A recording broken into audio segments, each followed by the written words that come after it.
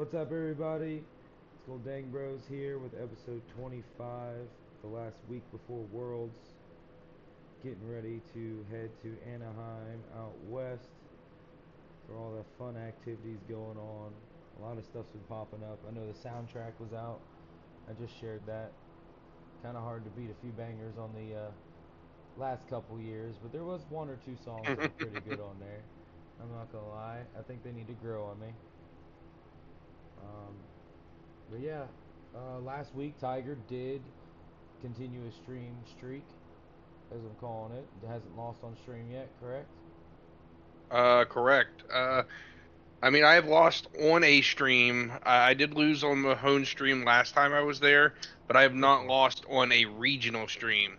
So But if yeah. you count all streams altogether, I have 2 wins, 1 tie, and 1 loss. All right. So I miscounted that stat wrong. Blame me on that. But the whole point of that was he had a pretty exciting and riveting match up there at Full Grip, which had some of the people really going nuts over what happened. And I didn't know if you wanted to walk them through a little bit of how that ended up, and then we can point everybody towards your match, Tiger.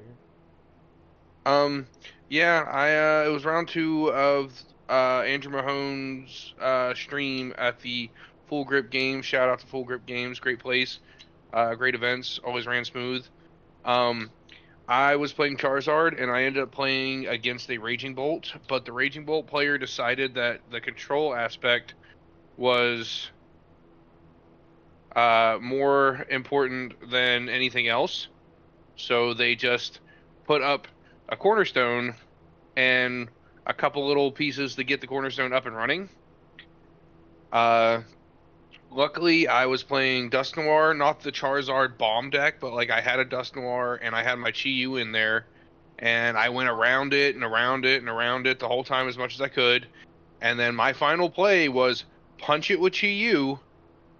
If he KOs the Chi Yu, I'm going to blow it up when we go into sudden death. If he chases the Duskull, I'm going to reuse Chi Yu and punch it again for KO. That was his option. And he KO'd Chi Yu. I blew up a Dust Noir, and KO'd the uh, Cornerstone the active. We went to overtime. It was a hot topic because people weren't sure how that one worked. I know people were saying in the chat they were saying I should have lost. But the way the game works, Shawn, you can explain on that one how steps of going into an overtime from a Dust Noir blow up would happen. Yeah, so when you blow up the Dust Noir, prizes are taken at the same time.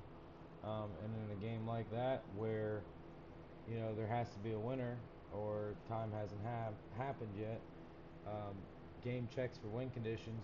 Both players have met the exact same win conditions, even though you caused it, which then forces a sudden death game. Um, Live is weird.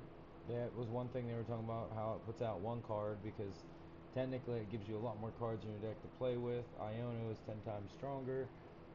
So on the regional table and pretty much every single tournament you play cards, it'll be a full reset of the game, 6 prizes, first one to score a knockout. Or I think it happens usually. with live that it goes to a sudden death match every time because it doesn't. There's no need for a tiebreaker in a BO1 type of game, so it just sets up for what it thinks is a sudden death. Because there is a difference between a sudden death and a tiebreaker. I personally am not sure how the two are different, but one does set up for one prize card, one sets up all 6. But back to the match. I got heads on the. Called the coin flip right. I said I wanted to go first. This is normally not something Charizard wanted to do, but I had to take the gamble that I could get to a Charizard and swing before, and hope that he couldn't turn 1 KO me with a Raging Bolt deck. Um, he went all out for the donk with Fan Rotom and messed up, and that gave me. So then he scrambled to get Cornerstone back out, and we just kind of sat there for a minute while I TM. I set my board up. I TM Evo'd into a Pidgeotto and I went Rare Candy and a Charizard and TM Evo'd into a Pidgeotto and a Charmeleon to get my Charmeleon out and Pidgeotto out of range of a Fan Rotom Boss Donk. and then we just kind of sat there and passed for a couple turns because he didn't he overextended for a donk, missed it, and he was in top deck mode. He shoved a cornerstone in the active. I can't do anything against the cornerstone with Charizard, so I TM Evo'd again into a Pidgeot, and he went Iono and tried to hope that he could find. His win con was get double Teal Mask, Leaf, Iron Leaves, and Attach Return to KO the Charizard off of the Iono.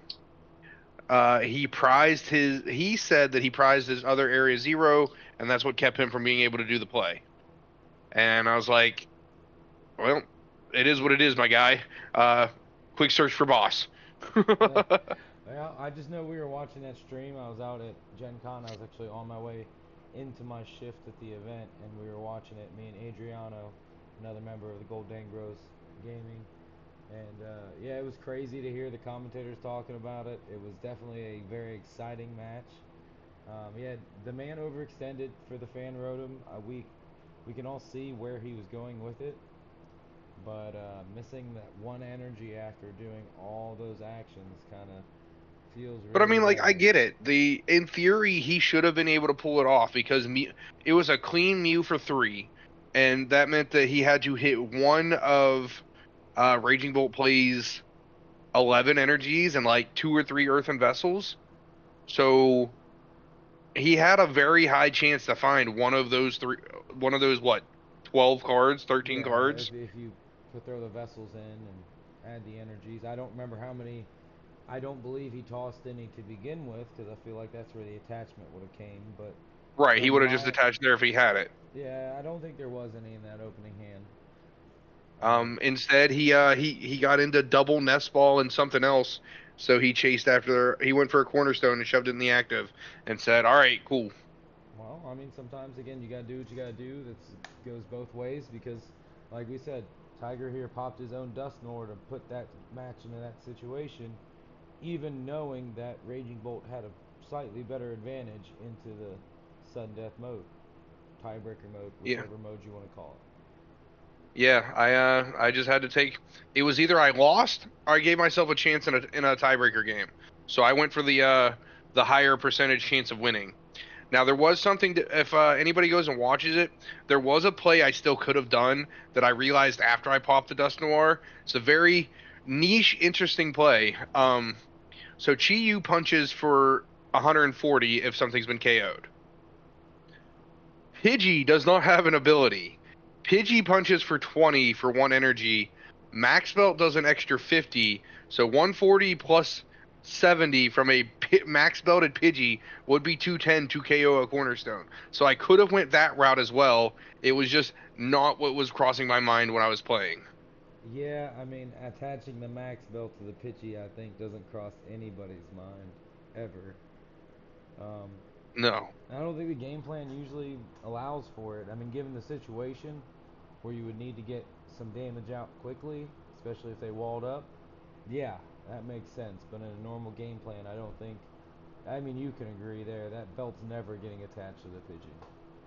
No, I think I've attached my max belt to a Pidgeot once, and I've attached my max belt to uh my Chi Yu a couple times just to get like around some weird numbers to take a 2 prizer on like a Mew or a Squawk or something like that with the Chi Yu that you wouldn't normally be able to prize skew certain matches. But no, it never normally hits there. No. But comparative to our last episode, we do need to keep this one short.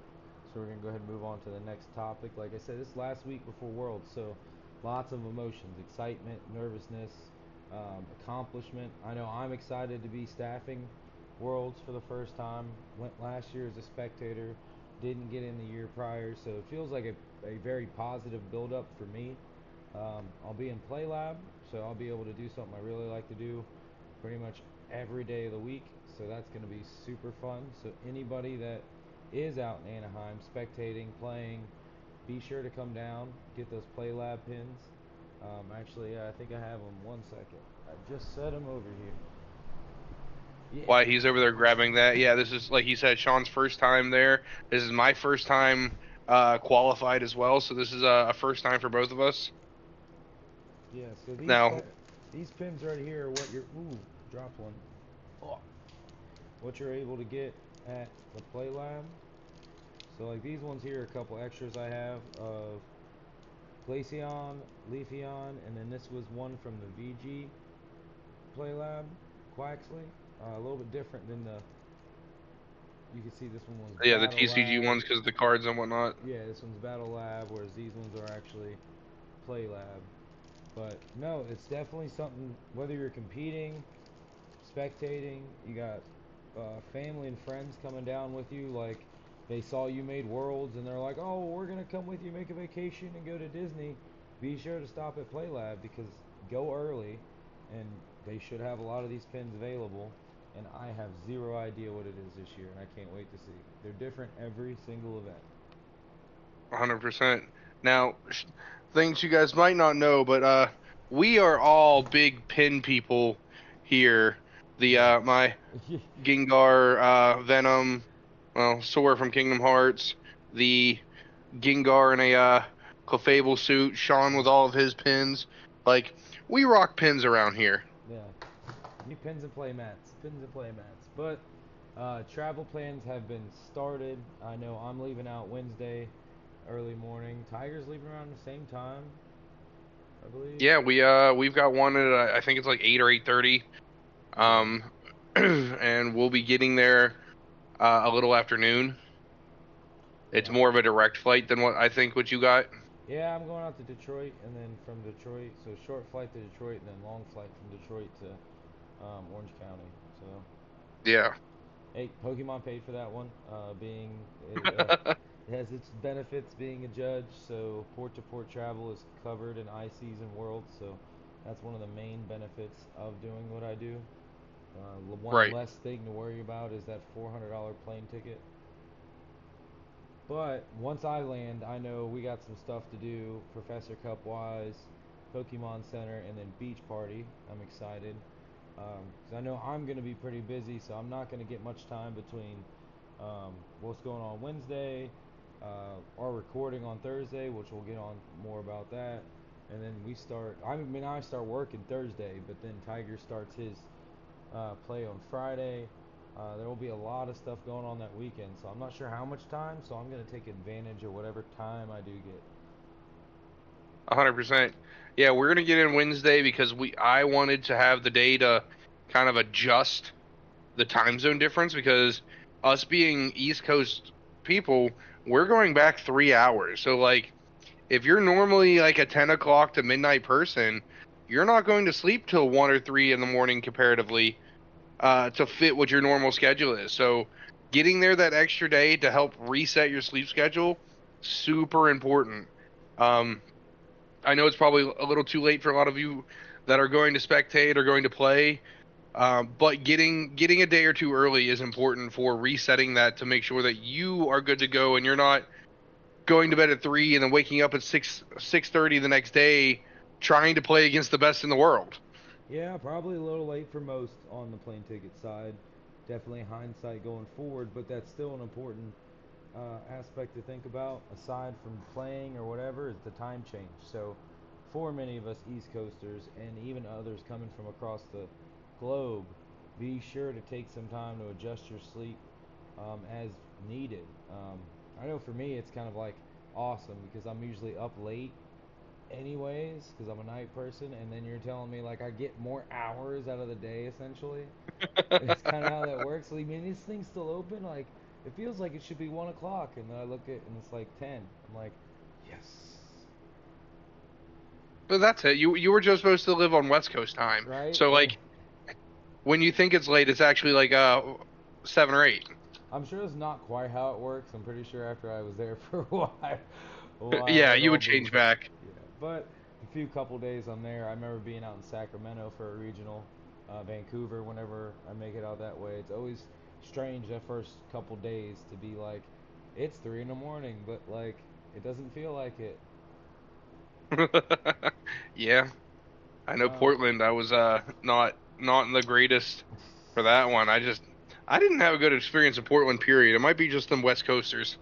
Yeah, yeah, maybe that extra day or maybe another extra day is what we need to look to in the future. Yeah, Um, but yeah, back to what we were talking about with our plans. So Wednesday, we got stuff just getting adjusted, but Thursday, we plan to have a live podcast episode around 8 p.m. I should be done. Staff photo is at 7, so I should be done a little bit after that. Plans to meet up with the bros, Tim and Tiger.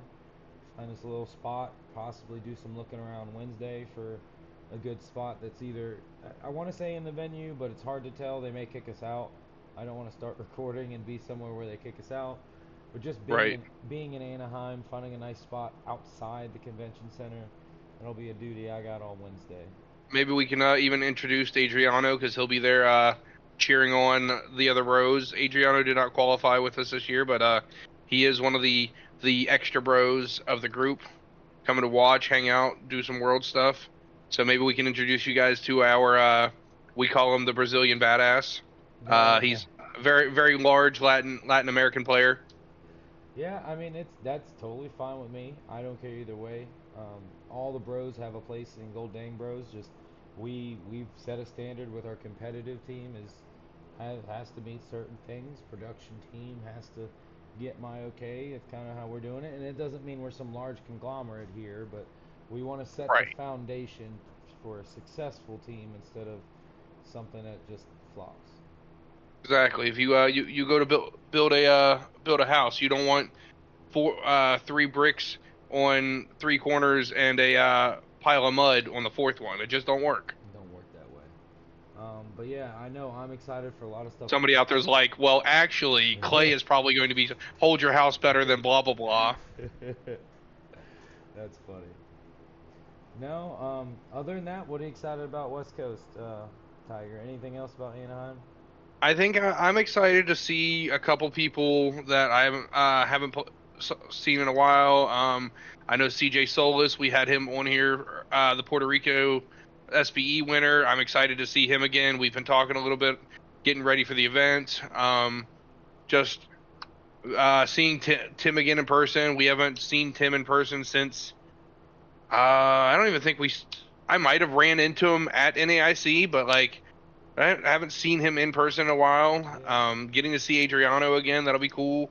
I'm, I mean, like I know it's Worlds, but I always get more excited about seeing all the people that we meet up at these regionals with every event. Well, that's Your, as you call them, your regional locals. yeah. I've been trying to coin that term. Is eventually you all see a hashtag flying around regional locals, and that just means those people that see you on the regional floor.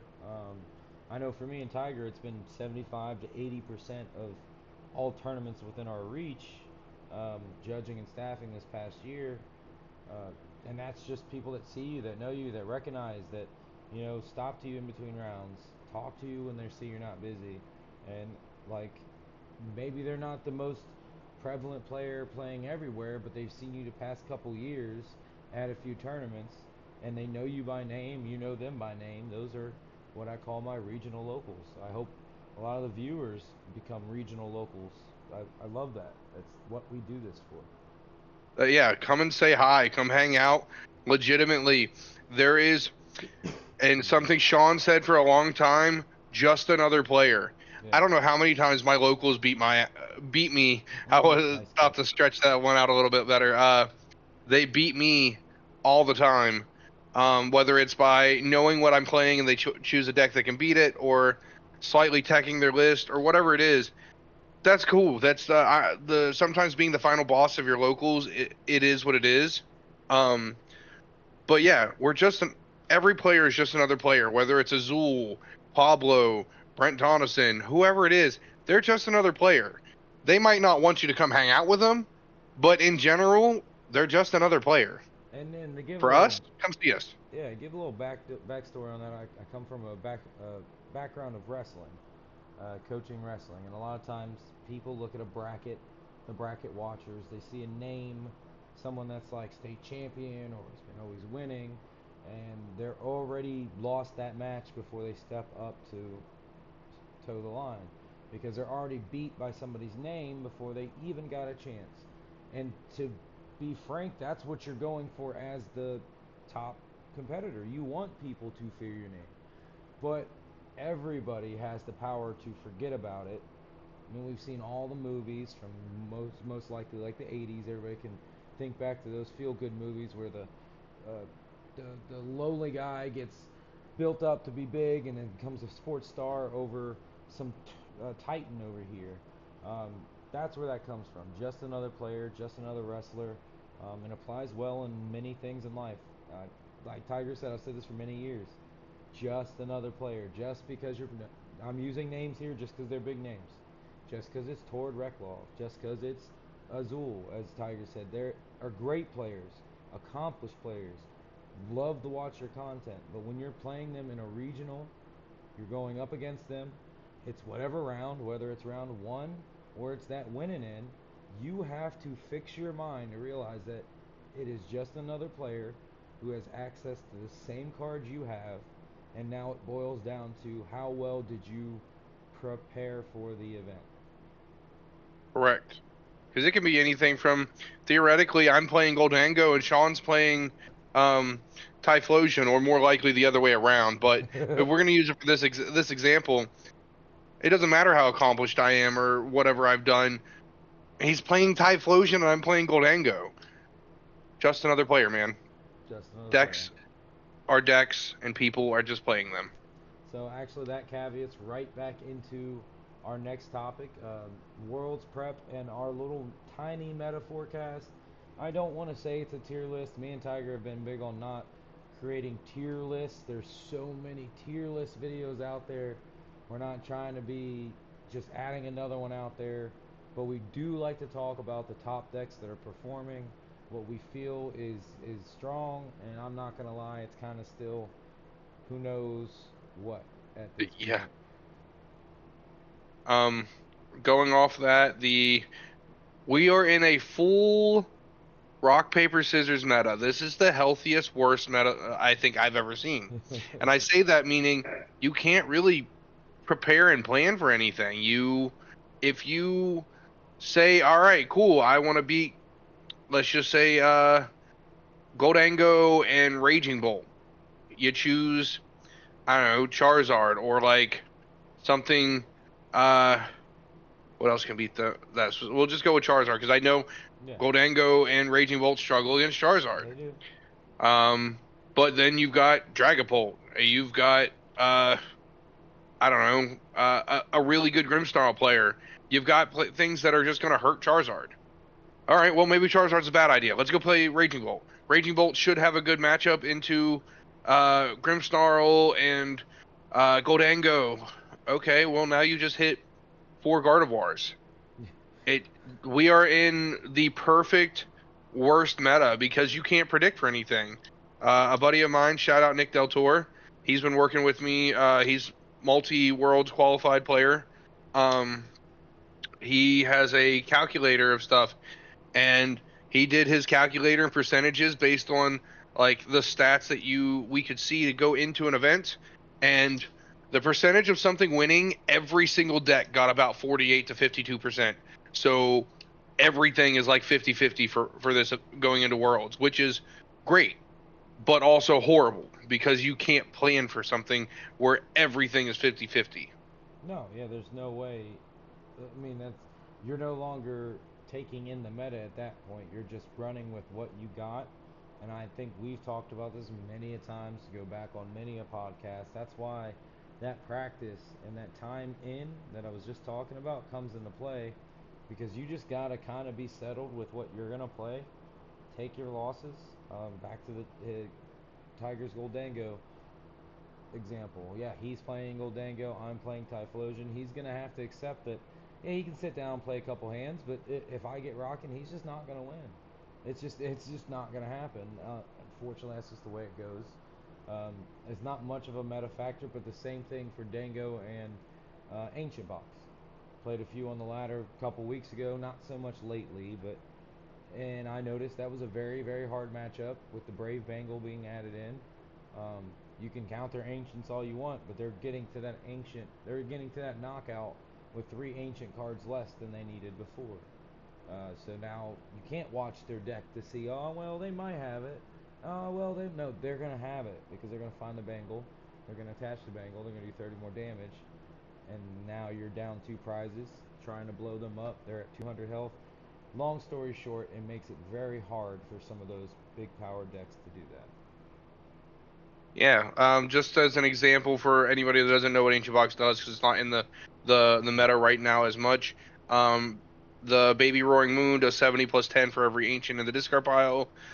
Brave Bangle is non-rule box Pokemon, can do 30 more to EX Pokemon. So in perspective, let's say they have, because they do 70 already, they have 13 in the discard pile. That's letting them hit for 200. If they find Secret Box, discard 3 ancient Pokemon, or heck, even 2, and then they find Sada and Brave Bangle off that. Sada gets played, that's their third one. Now they've got 16 in the discard. Um, plus the Brave Bangle does another 30. Boom, one Secret Box got them from uh, hitting 200 to 260. That's as simple, and why it's such a struggle for Goldango to chew through single prize Pokemon. Yeah, but that's just more a testament of pick what you're gonna pick, run your matches. I mean, now's the time that if you're going to Worlds, you should be trying to look at the top 5 to 10 decks that you think you're gonna see. I mean, scope over some of the not so crazy ones. But Tiger even had to help me realize this. This is much different meta than what a regional would be because you're not adding in the locals and the people that found a regional, signed up for it, and they're playing in it because they're 2 hours away. This is the world's best competitors fighting for a chance for the world title. Every single one of them here has scored more than enough points to get here, so this isn't just, oh, I'm just gonna play whatever. A lot of these are thought out decisions.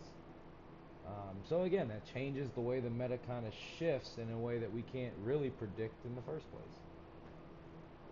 Correct. This is the world's best players, or at least what we're supposed to be told based on what they've accrued throughout the season, and what they bring can be affected by a lot of things. Now, from what I've talked to with other people, some slower decks that might actually be more powerful might be less likely to be played because of the way Worlds is structured.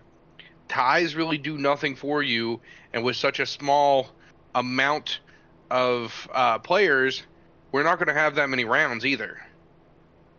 So a slow methodic Gardevoir player might not actually play Gardevoir because if they hit too many Grimmsnarls, they hit the one Raging Bolt that just like turn two. They chose to go second and turn one KO'd your lone Rolts, and now you're used to playing a long game one. Now you have to do that twice as fast. You win game two, but you ain't finishing a game three.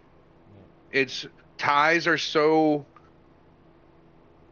important to not do. Yeah. I didn't know how I wanted to word that one, but yeah, ties are horrible for your spread going into this event because of how the world's format works. Yeah, I mean, that's just again the numbers game. You got way less players, so you're gonna have way less of those ties. The record's gonna be a little tighter to slide into the next phase.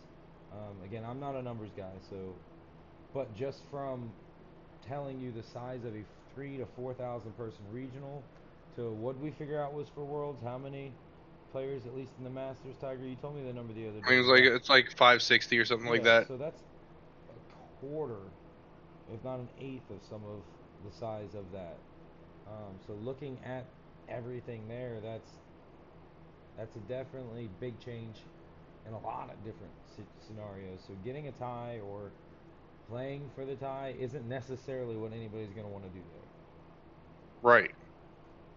there. So So with this is, go ahead. I was going to say, with that I was being gonna say, said, you said I'm hoping this means Badoo is not as important to you people. that you already caught what I was going to talk about. So earlier this week, Tiger had a little steamy post on Twitter about Badoo. Everybody has their love hate with Badoo. You either love it or you hate it. I hate it too, but um, Tiger, what was the post about? What caused it? Give everybody out there a little bit. Maybe this helps explain it. Um, just in general, like Badoo could have been a very healthy card if it was redesigned a little bit. Most people will agree that the card should have cost at least a colorless energy for an attack, and that would have balanced this card more than anything else that they could have done. And why am I saying it would balance it? How many times have you went in against somebody and they go buddy buddy poffin for Badoo and their Dreepy or their Impidimp or whatever, and they have to manually attach to retreat their Impidimp or Dreepy, and now they swung with Badoo. That alone is what makes it broken. It has free retreat, it has a free attack, and it item locks. If they would have made the attack one colorless, we would have seen so much less Badoo action, or people would have to build more specifically to use it. So all right, cool. I had Buddy Buddy and an Ultra Ball, so now I can get Latias. Latias did it, and now I can attach my one energy to Badoo. It's a fair play. Oh, I had used Arven. Arven got me Air Balloon plus my Buddy Buddy.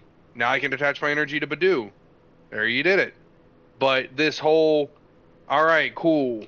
Buddy Buddy, pay retreat, Badoo. It hurts so many decks. It's just not healthy or fun. The other big thing is people who will stretch Ultra Ball, research, everything to try and find the piece to get their Badoo back on the board. Just play the game. Like, you can't tell me that you need 6 more turns after you've item locked me for 3 already. You're mad that I finally found 2 energies to use Charmander to KO your Badoo? Like, Yeah. you need to do it again? Honestly, Badoo, it's crazy. Sort of on your token of fixing it to one cost. Now, when I have been testing League HQ, that slowed the Badoos down a little bit if I can get it out early. Again, there's no really good stadium search, so you kind of just gotta have it when they go to do it. But with that and that Joltik matchup I was talking about last time, the HQ did kind of provide that same fix as Tiger was talking about, where it made the Badoo cost 1 energy to attack. To give you a little bit, League Headquarters, Pokemon League Headquarters makes basic Pokemon's attack cost 1 colorless more. So it essentially adds in a colorless cost to all basics, which would add the cost to Badoo. I mean, and I'm in agreement with it. I'm not lying. That makes sense. If I've seen it so much where you have that free attack, free retreat from Badoo, that more so like the Latias example is what I was thinking of. You can just play a bunch of things. Oh, sweet, I got Latias. Latias retreat, put Badoo in the active, attach the energy where I need it, prep for next turn. If it's Dragapult, you're one energy away. Crystal, if you play it, away from getting an attack off next turn, and by not needing much. Yeah, the game plan that Badoo has forced into decks is in just the two since it's been out. Like, when it first dropped in Prismatic, decks didn't care. It was yes, it was in Dragapult, but Dragapult still played Rare Candy. Dragapult still played Arvins. They still played their game. What is it? Gardevoir played Badoo, but they were still playing their Rare Candies. They were playing their Arvins. They were playing their all this stuff. What happened was Badoo forced everybody into a research and pray meta, and the decks that do the best are slower decks that set up and draw cards. And what that did was slowed the meta down, which increased the tie rate. Yep, back to our former point. Ties are not what you want here at World, so let's see if Badoo is as crazy as we're seeing it now. Because again, all these matches that we're seeing it in, live, challenges, cups, are people playing for either next year, maybe people testing for Worlds. I'm not saying it isn't, but it's also not taking in account the meta of what Worlds will be. Like we talked about, everybody's taking in the overall meta, and also what do I want to play instead of what is going to get me the best result. Right.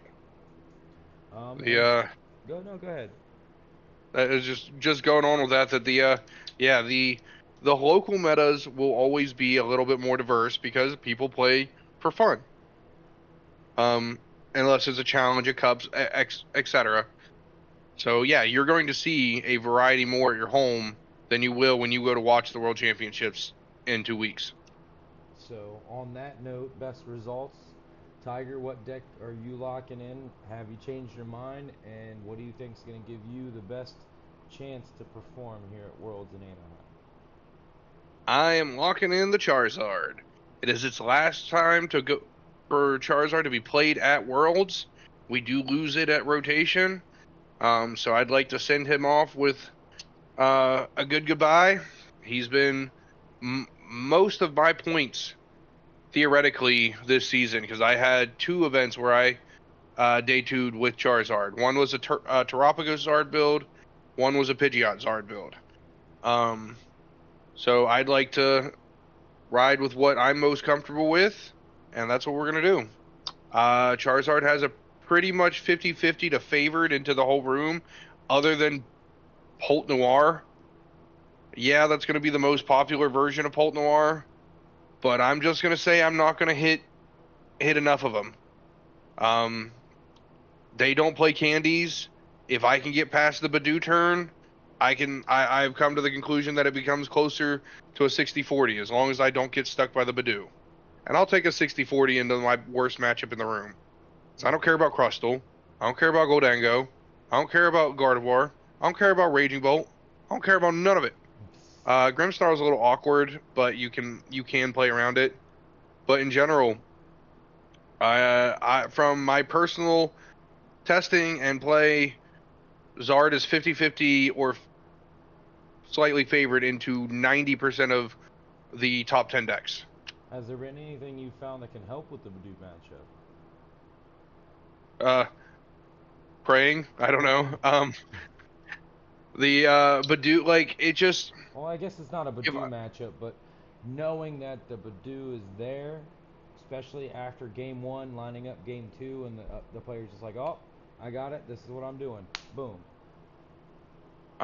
for specifically for it, hoping you start in energy.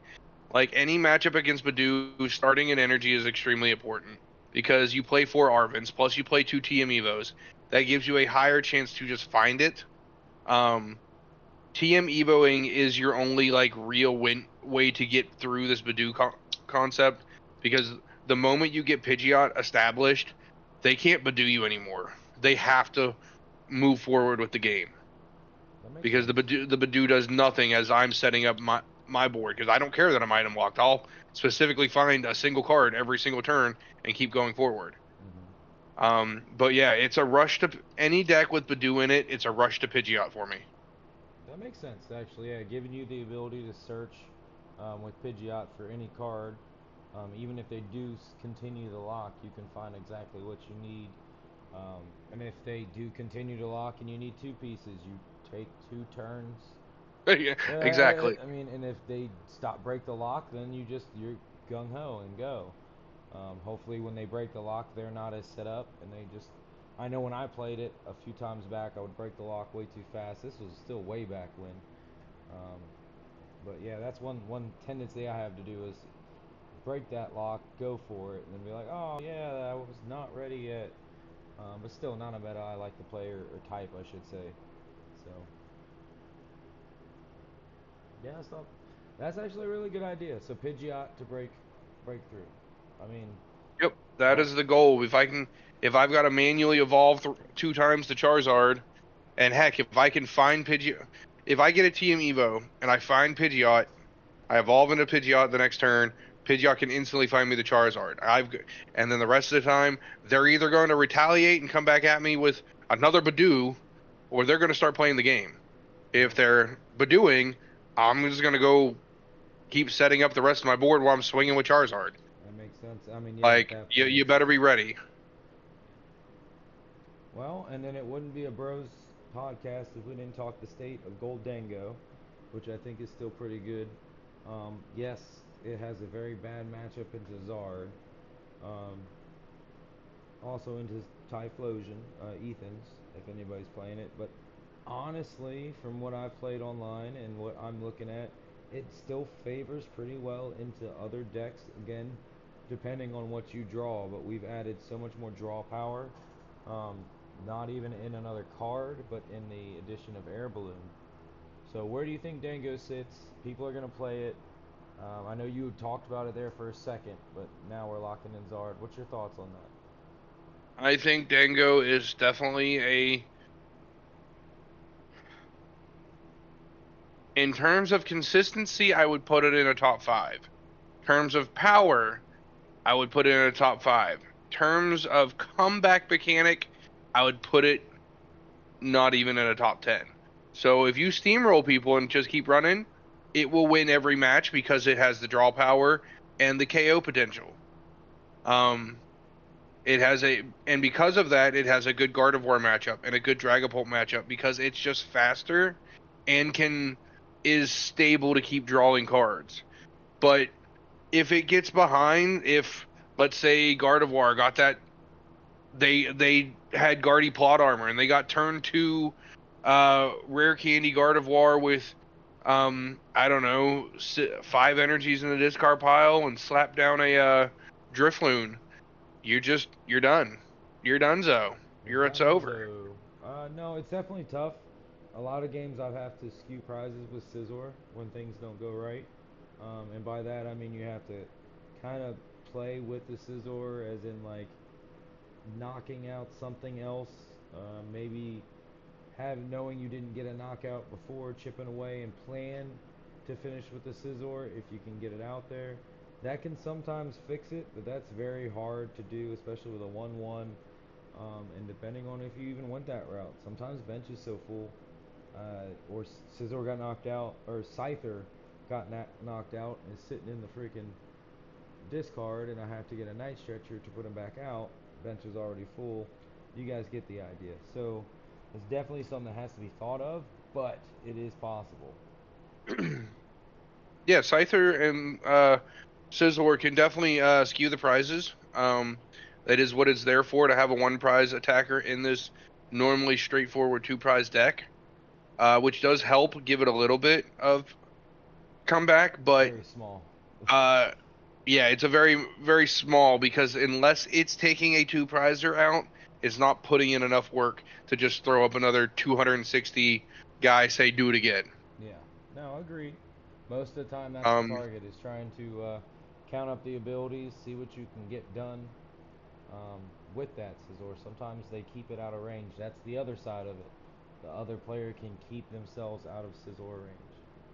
right.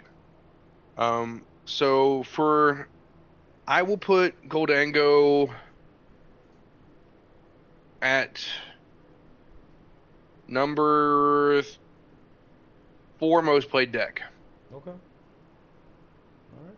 So we probably got time to talk about one more um, deck that you think is going to make an impact at Worlds. It doesn't necessarily have to be the most played, the most popular, the strongest. Um, Out of Tiger's Kitchen over there and what you've been working on, what's an interesting or one you just want to talk about? What other build?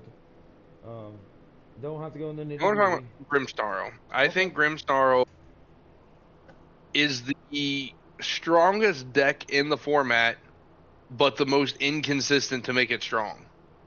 Um, there are some days I see a player run hot with their 1 or 2 buddies, their 1 Nest Ball and their 1 Ultra Ball, and fly through and act like they had everything perfectly set up, no ifs, ands, or buts, because they always get the turn 1 Arven to find their secret box to get going. Uh, and then there's other days I see Grimmsnarl be like, all right, cool, I went Snow Pass for 3 turns. I just don't understand how such a strong deck is overly inconsistent, and other days it's the most consistent thing you'll ever see. Yeah. I So mean, I'm I going to put go ahead. Grimmsnarl at number 2 most played at the event, though. Yeah, I mean, I can tell you that from tournaments online, our tournaments we've been running weekly on Tuesdays, sometimes Wednesdays. Grimmsnarl is still one of the most played decks in those tournaments. Different versions, some different cards, but for the most part, it is definitely one of the most played. I definitely agree with it being what you said, second most played deck at Worlds. Yeah, I don't know what will be number one, unless they do like, if it's not a collected variant, I think Grimsnarl will probably be number one or number two.